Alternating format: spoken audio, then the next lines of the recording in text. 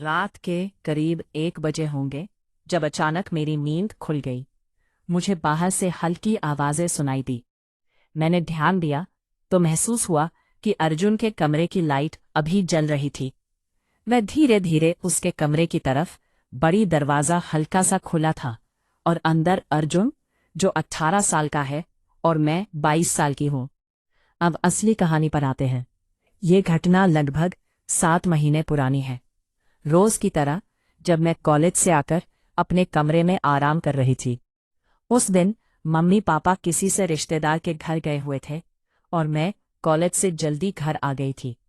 मेरे भाई अर्जुन को इस बारे में नहीं पता था क्योंकि उसकी 12वीं की बोर्ड परीक्षाएं चल रही थी। मुझे नहीं पता था, क्या पता था कि मम्मी पापा कहाँ गए हैं। इसलिए मैंने अपने भाई से पूछने के लिए उसके कमरे में जाने का फैसला किया।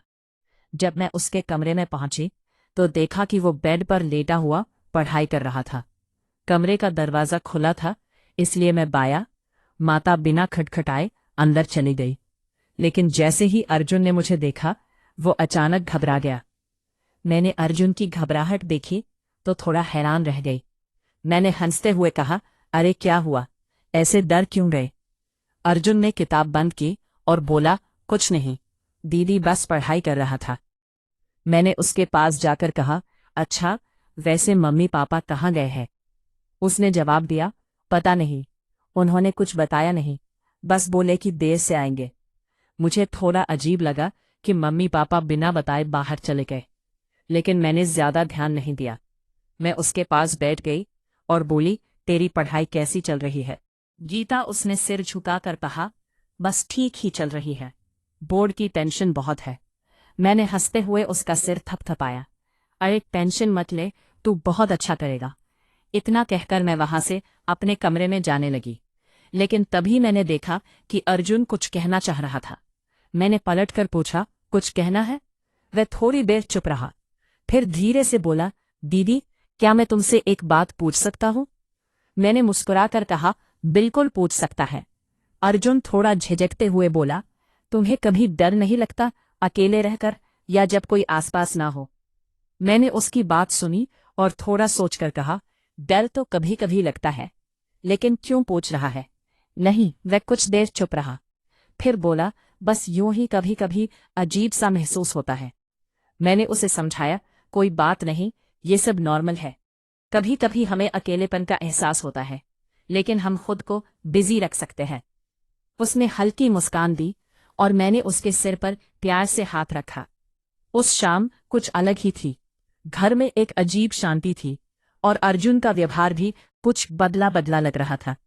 मैं अपने कमरे में चली गई, लेकिन मन में एक सवाल घूम रहा था, क्या अर्जुन किस बात को लेकर परेशान है? उस शाम का माहौल कुछ अजीब था। घर में गहरी शांति थी और अर्जुन का व्यवहार भी थोड़ा असामान्य लग रहा था।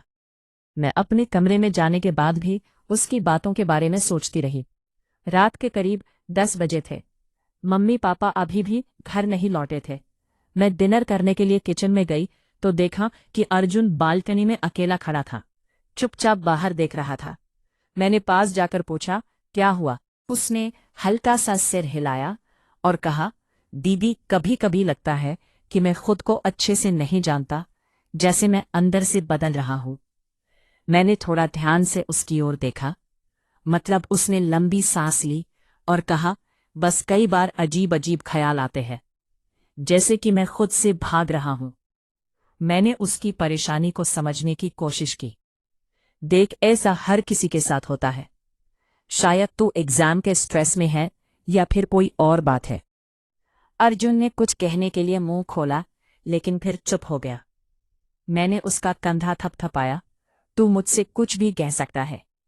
निसंकोच थोड़ी देर बाद वो हल्का सा मुस्कुराया और बोला, शायद तुम सही कह रही हो, बस थोड़ा उलझा हुआ महसूस कर रहा था। मैंने उसे गले लगाया और कहा, चिंता मत कर, सब ठीक होगा। चल अब खाना खा लेते हैं। उस रात मैं अपने कमरे में थी, लेकिन मुझे महसूस हुआ कि अर्जुन कुछ छुपा रहा था। शायद वो मुझसे कुछ कहना चाहता था, लेकिन कह नहीं पा रहा था। क्या कोई बात थी जो उसे परेशान कर रही थी? उस रात मैं सोने की कोशिश कर रही थी, लेकिन दिमाग में अर्जुन की बातें घूम रही थी। उसके चेहरे पर जो उलझन थी वो मुझे परेशान कर रही थी। रात के करीब 1 बजे होंगे जब अचानक मेरी नींद खुल गई। मुझे बाहर से हल्की आवाजें सुनाई दी। मैंने ध्यान दिया तो महसूस हुआ कि अर्जुन के कमरे की लाइट अब भी जल रही थी। मैं धीरे धीरे उसके कमरे की तरफ बढ़ी। दरवाज़ा हल्का सा खुला था और अंदर से किसी की फुसफुसाने की आवाज आ रही थी। ऐसा लग रहा था जैसे अर्जुन किसी से बात कर रहा हूं, लेकिन कमरे में वो अकेला था। ऐसा क्यों हो रहा है? मैं क्या करूं? मैंने उसे खुद से बड़बड़ाते हुए सुना। मुझे थोड़ा डर भी लगा, लेकिन मैंने हिम्मत करके दरवाज़ा खटखटाया। अर्जुन अचानक चौंक गया और जल्दी से उठकर खड़ा हो गया। उसकी आंखों देखकर मैंने पूछा, क्या तो सच में ठीक है? मुझे लग रहा है कि तुझसे कुछ परेशान कर रहा है। उसकी आंखें एक पल के लिए मुझसे मिली, फिर उसने नजरें फेर ली। दीदी, मैं कुछ दिनों से अजीब चीजें महसूस कर रहा हूं।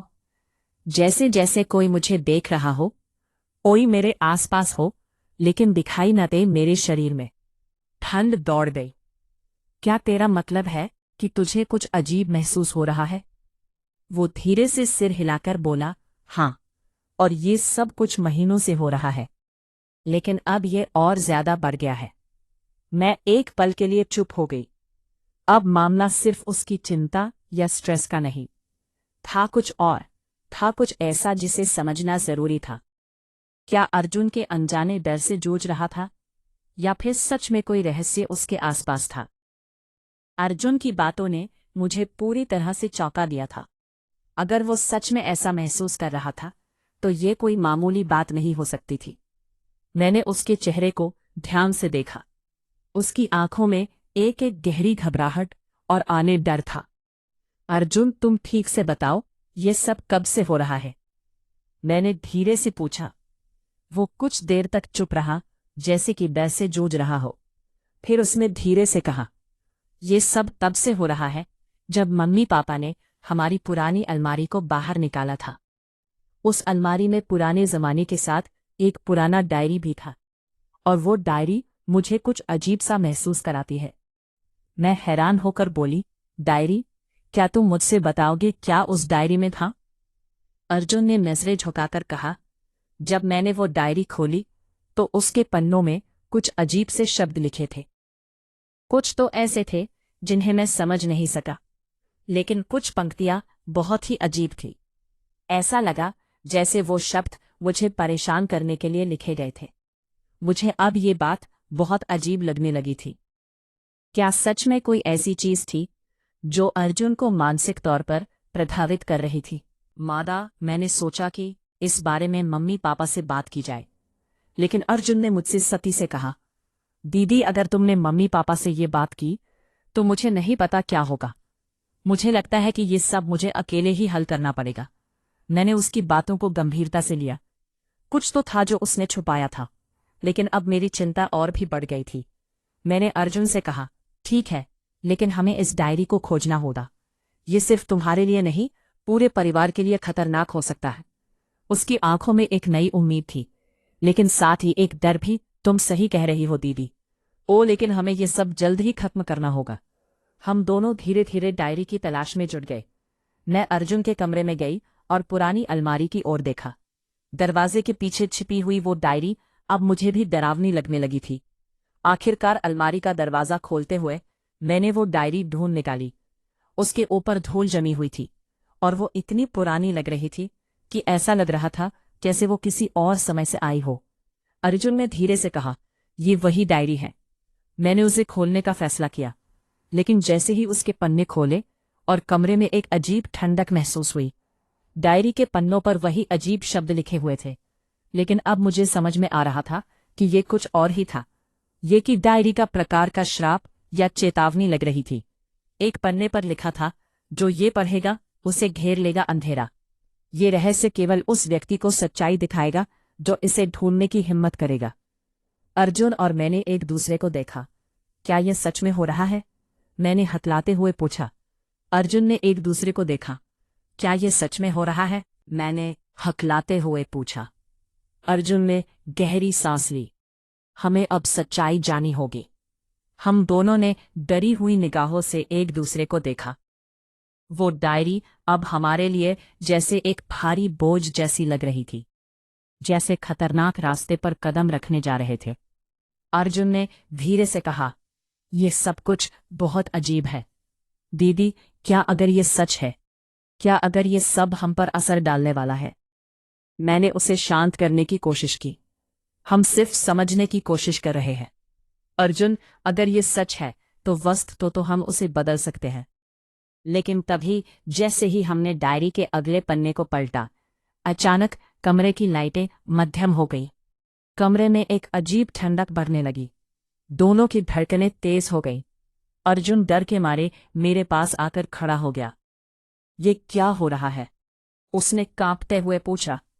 मैंने डरते हुए कहा, "मुझे लगता है कि हम कुछ ऐसा जानने वाले हैं जो हमें नहीं जानना चाहिए था।" डायरी का अगला पन्ना एक खौफनाक चित्र से भरा हुआ था।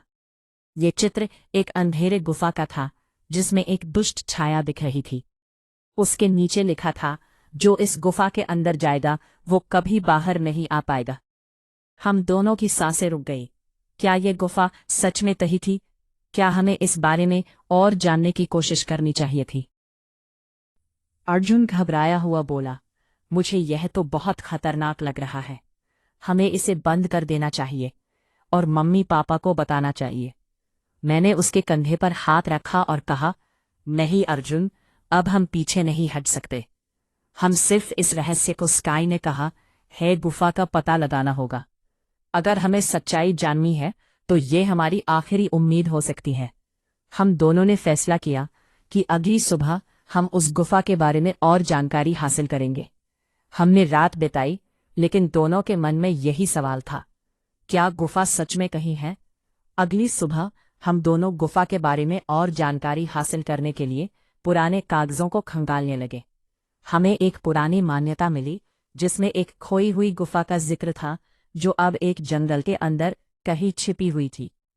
क्या ये वही गुफा थी? अगर हाँ, तो क्या हम उसे ढूंढने में सफल होंगे? और यदि हम गए तो क्या हमें वहां उस अंधेरे शक्ति का सामना करना पड़ेगा?